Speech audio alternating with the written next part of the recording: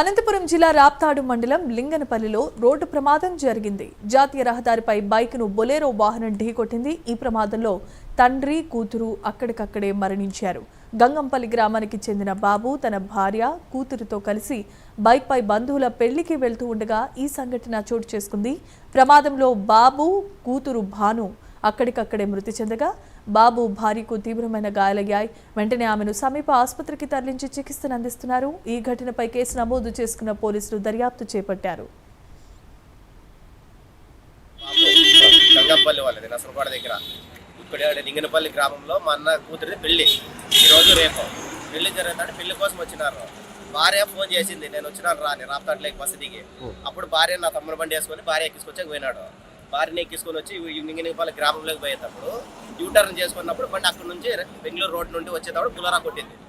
పేరు బాబు, గంగంపల్లి వాళ్ళది నసరపాడ దగ్గర ఇక్కడ లింగనపల్లి గ్రామంలో మా అన్న కూతురిది పెళ్లి. ఈరోజు రేపు పెళ్లి జరుగుతుంటే పెళ్లి కోసం